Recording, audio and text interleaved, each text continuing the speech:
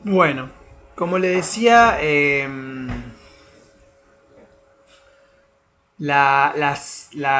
lo último que habíamos retomado es la biología, ¿no? A partir del siglo XX se tendió a hacer cierta, como la división que había dentro de entre ciencias sociales y ciencias naturales en relación al método o en relación a sus características o sus objetos de conocimiento o cual fuera digamos, el fundamento o la argumentación tras la cual se sostenía esa división, se trasladó también en cierta medida hacia adentro, digamos, de las ciencias sociales en el siglo XX, sobre todo a principios del siglo XX, en relación a considerar un conjunto, digamos, de disciplinas de las ciencias sociales como ciencias ideográficas. Dentro de esto estaba la historia, la antropología, la geografía, parcialmente, y, o por lo menos la geografía, lo que sería la geografía humana, la geografía, la parte cualitativa, si se quiere, de la geografía, no la geografía física. Y había otro conjunto de disciplinas que se consideraban ciencias sociales nomológicas, entendidas estas como, o sea, aquellas ciencias sociales que podían acceder a un conocimiento que produjera leyes y realizara predicciones. Nomológico, como yo lo planteé varias veces, tiene que ver con la idea de ley, o sea, de poder, un conocimiento que digamos, se produce a partir de, del desarrollo de leyes o de la captación de leyes o el descubrimiento de leyes, digamos, independientemente de cómo se caracterice a las leyes, pero donde las leyes juegan un rol clave, las leyes entendidas como regularidades probabilísticas que se pueden formular sobre lo social, es decir, sobre ecuaciones, digamos, ecuaciones diferenciales que captaban esa regularidad probabilística, dentro de las cuales, digamos, estas ciencias nomológicas, ciencias sociales nomológicas serían la sociología, la economía y en cierta medida la ciencia política más relacionada con la estadística, con la administración, etcétera. ¿Cuáles eran las características de estas ciencias sociales nomológicas, dentro de las cuales obviamente podemos incluir como una segunda disciplina entre la ciencia política y la economía, ahí en el medio, la ciencia de la administración de empresas? ¿Cuáles eran las características? Bueno, el estudio de los casos generales, el estudio, perdón, de las leyes generales, el estudio de los casos, la idea de que la realidad humana se puede segmentar y que de acuerdo a cada uno de sus objetos de estudios se puede ir generando leyes específicas que dé cuenta de esas particularidades, de esos segmentos de la realidad social, a diferencia de la ciencia geográfica que tenía una vocación más generalista o particularista, pero a partir de, digamos, de captar lo particular, tratar de comprender lo general, como era el caso de las biografías, digamos, ¿no? Como forma paradigmática de disciplina, digamos, de estudio, digamos, del conocimiento de una persona, entonces que ilustraba el conocimiento de una época, o en el caso de la antropología, como el estudio de un caso podía iluminar, digamos, lo que tuviera en común la condición humana en general. Métodos científicos estrictos tenían estas ciencias nomológicas, ciencias sociales nomológicas, que copiaban los métodos y la metodología, digamos, de las ciencias naturales, y una producción de datos sistemáticos por medio de encuestas o por medio de otros dispositivos, digamos, metodológicos. En 1945, y ya con esto voy cerrando, me parece,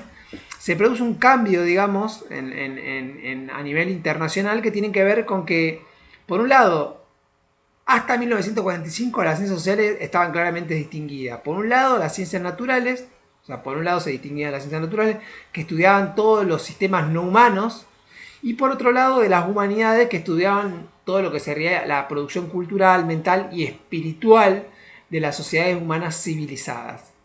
Bien, eso sería hasta 1945. Pero ya a partir de la Segunda Guerra Mundial, hay un, a partir del cambio que se produce en la estructura política del mundo, eh, a partir del cambio de la estructura política, todavía me queda una parte, pensé que terminaba, pero me queda una parte. A partir del cambio de la estructura política del mundo, digamos, se modifica, digamos, esta estructura, digamos, de la ciencia. Y hay, por un lado, una expansión, una primera característica de esta modificación de la estructura de las ciencias sociales es una terrible expansión del sistema universitario a nivel mundial, ¿no? Es decir, el desarrollo de los estados-nación digamos, la disolución de los imperios ya en la Primera Guerra Mundial y el desarrollo de un conjunto de Estado-nación periférico y subalterno a nivel internacional desde la Primera Guerra Mundial y sobre todo a partir de la Segunda Guerra Mundial, que se multiplican los estados y los territorios, demanda un conjunto de operaciones, digamos, parecida a aquella de la formación de los Estados-nación en los países centrales durante el siglo XIX, pero ahora en el siglo XIX, en el siglo XX y en los estados periféricos y en la periferia del capitalismo. Por lo cual hay un conjunto de cuestiones, digamos, de una necesidad de la expansión del aparato tecnológico burocrático del Estado, y cuando digo tecnológico me refiero de los saberes asociados a él. Voy a hacer una pequeña pausa, disculpen. Bien, entonces le decía, esta expansión del sistema universitario genera, digamos, tiene que ver con la demanda del desarrollo de estos nuevos estados-nación, ¿no? Entonces, pero al mismo tiempo, digamos, 1945 trae una novedad que es el desarrollo de los estudios de área. ¿Qué son los estudios de área, digamos? Tiene que ver con esta nueva constelación espacial del mundo, dividida en regiones y subregiones, continentes, que requerían aproximaciones mucho más, de miradas mucho más amplias, ¿no? Entonces, por ejemplo, es decir, que además cuestiona la artificialidad de las separaciones institucionales del conocimiento de las ciencias sociales. Es decir, si yo enfoco a América Latina, por ejemplo, como un área de conocimiento, las problemáticas económicas, medioambientales, o si se quiere geográficas, para no hablar de medio ambiente, que en 1945 es medio anacrónico, pero la cuestión geográfica, la cuestión económica, la cuestión política y la cuestión histórica aparece a tener una unidad. Aparece inclusive a tener una unidad. Entonces, la idea de que la historia latinoamericana, la economía latinoamericana, la política latinoamericana, la economía latinoamericana tuviera diferencias, digamos, nítidas por países, aparece como obsoleta ya a partir de la Segunda Guerra Mundial, y se desarrollan los estudios de área que también tenían que ver con la necesidad, digamos, de esta organización jerárquica del mundo, porque no solamente que Latinoamérica tenía una unidad, por ejemplo, para poner un ejemplo, podría poner el ejemplo de Asia, o podría de algunas partes de Asia continental, o Asia Pacífico, digamos, o del sudeste asiático, o del subcontinente indio, o podría poner el ejemplo de África, el África subsahariana y el África del norte de África, digamos. Entonces, no solamente que estas unidades tenían densidad en términos socioculturales e históricos, sino que también tenían inserciones, digamos, trayectorias de inserciones en la División Internacional del Trabajo comunes. Y esas trayectorias comunes en el terreno sociohistórico o cultural también tenían que ver con ese pasado colonial al cual, digamos, se articulaban. Entonces, pensar esas unidades, como por ejemplo inclusive otra unidad,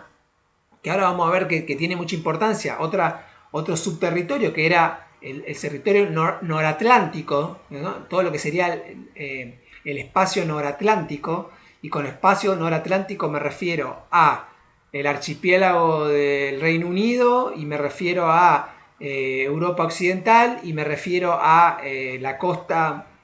este norteamericana, de Norteamérica. Entonces todo eso también tenía una unidad económica, digamos, que no, digamos, preponderante, obviamente, donde se había articulado, básicamente Occidente venía a representar eso, ¿no? O sea, donde se había articulado la Revolución Francesa, la Revolución Industrial, la Revolución Científica, en ese espacio noratlántico, ¿no? Entonces ahí también hay un área que tenía una unidad cultural más allá de las diversidades nacionales, una unidad política en el sentido de su trayectoria, y una unidad económica, claramente, digamos. Entonces, bien. Todos estos estudios nuevos empezaron a plantear tres grandes ejes que voy a desarrollar en otro videito, que básicamente tienen que ver con cuestionar la validez de la distinción entre las ciencias sociales, Cuestionar el grado en el que el patrimonio heredado por las ciencias sociales era parroquial, después voy a explicar qué quiero decir con esto, y por último, la utilidad y la realidad de la distinción entre estas dos culturas, digamos, entre la cultura de las ciencias sociales y la cultura de las ciencias naturales. ¿Está? Corto acá y sigo enseguida.